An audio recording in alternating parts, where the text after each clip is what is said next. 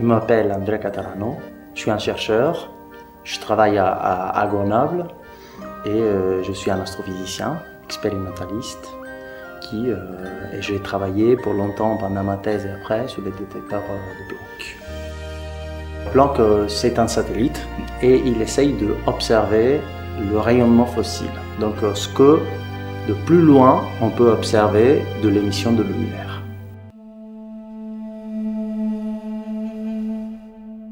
Le principe de fonctionnement du satellite Planck est de balayer le ciel avec depuis ce point à 1 500 000 km de la Terre, avec des grands cercles qui font 1 minute, donc avec une période d'1 minute, et pour pouvoir observer tout l'univers, donc tout le ciel en même temps, en 6 mois, avec des petits déplacements chaque 45 minutes, disons environ.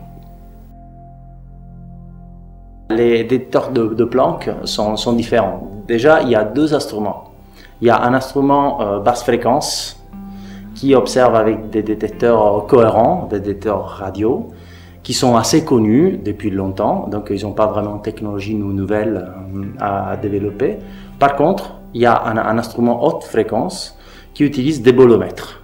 Ces bolomètres-là, ils sont connus depuis assez longtemps, mais pour être utilisés dans une recherche si poussée, ils ont été développés énormément dans les dernières années. Ils ont arrivé à avoir une sensibilité très élevée qui nous a permis en fait d'observer le rayonnement fossile.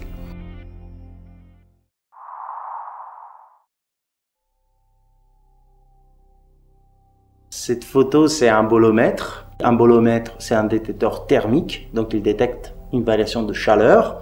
Et cette détection, ça se fait par le petit thermomètre qu'il est au centre sur certains types de bolomètres. Et la toile d'araignée qui est autour, elle sert pour absorber la lumière qui arrive. Mon rôle, ça a été celui-là de déjà choisir les meilleurs bolomètres quand je suis entré en thèse. En première année de thèse, le premier travail que j'ai fait, c'était celui-là, avec d'autres gens évidemment, de choix des bolomètres. Il fallait choisir 52 bolomètres parmi des centaines. Et donc, il fallait choisir les meilleurs. Et les paramètres pour choisir les meilleurs étaient quand même plusieurs. Donc, on n'était pas d'accord non plus. Les Américains, ils avaient, disons, un esprit, et les Français, par exemple, moi je me mets parmi les Français, ils avaient un autre esprit. Et donc, cela, ça a fait beaucoup de discussions, beaucoup de sciences. Et finalement, on a trouvé un accord et on a monté des bolomètres qui marchent très bien. Donc, finalement, on peut dire qu'on a fait le bon choix. Dès que le satellite a été lancé, le grand boulot pour un expérimentaliste comme moi, ça a été surtout d'essayer de comprendre le signal. Et donc, on s'est rendu compte, par exemple, qu'il y avait beaucoup d'effets indésirables qui sont apparus, comme par exemple l'impact des particules sur les détecteurs, parce qu'il y a énormément de particules dans l'environnement spatial qui s'appellent rayons cosmiques, et qui, même si les détecteurs ils sont optimisés pour observer la lumière, donc des photons, les particules, ils peuvent les laisser de l'énergie et donc faire un signal sur les détecteurs. Et ça nous gêne énormément, ça nous fait du signal parasite. Et donc, une partie importante de mon travail, ça a été d'essayer de comprendre déjà l'origine de ces signaux-là et d'essayer de les effacer de façon la plus efficace possible.